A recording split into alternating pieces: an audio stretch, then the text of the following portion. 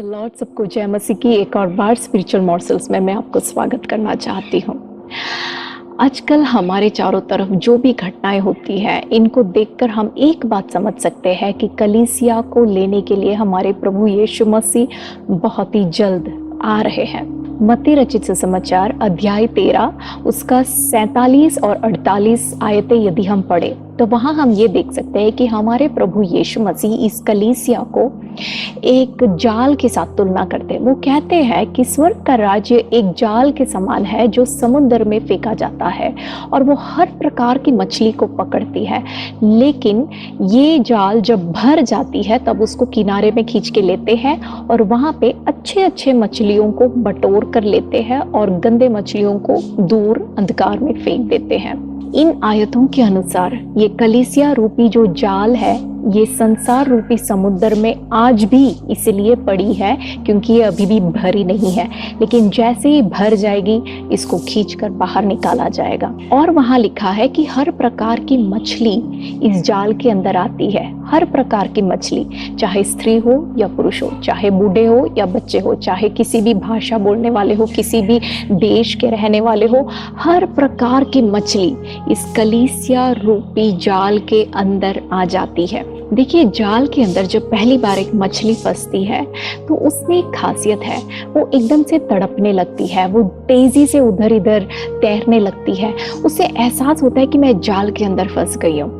लेकिन थोड़ी देर के बाद जब ये जाल समुद्र में ही पड़ा रहता है तो थोड़ी देर के बाद क्या होता है, इसका तैरने का स्पीड वापस पहले जैसा हो जाता है।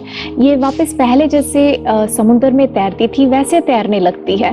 ये दूसरे मछलियों को देखती है और उनको कॉपी करने की कोशिश करती है।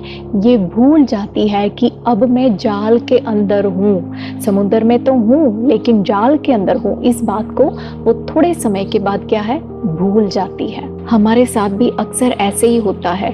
शुरुआत में जब हम प्रभु में आते हैं तो हम प्रभु के लिए बहुत ही उत्सुक होते हैं, बहुत कुछ परमेश्वर के लिए करने तैयार होते हैं, लेकिन जैसे समय बीतता है तो हम इस बात को भूल जाते हैं कि हम इस जाल के अंदर हैं। जैसे समुद्र में तैरते हैं वैसे ही आराम से तैरने लग जाते हैं। लेकिन हम वहां देखते हैं कि जब ये जाल भरती है तो इसको किनारे में लेते हैं और अच्छे अच्छे मछलियों को बटोर कर लेते हैं। देखिए, लेवीय व्यवस्था में 11वें अध्याय में जो है, यहूदियों को परमेश्वर ने नियम दिया था कि किस प्रकार की मछली वो खा सकते हैं, किस प्रकार की मछली वो अच्छी मछली कर कर समझ सकते हैं। भाइयों और बहनों, कलीसिया रूपी जाल के अंदर आने से कोई फायदा नहीं है। इफिसियों की पत्री 5वें अध्याय के 27वें आयत में ऐसे लिखा है कि हमारा प्रभु एक ऐसी दुल्हन को लेने आता है जो पवित्र है, जो निर्दोष है, जो निष्कलंक है, जिसमें कोई झुर्री नहीं है।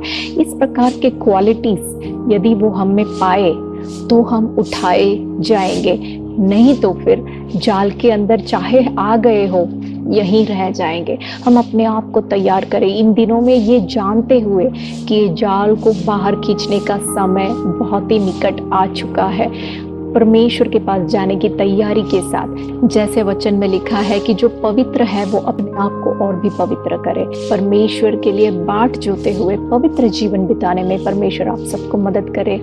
प्रभु आप सबको आशीष दे। God bless.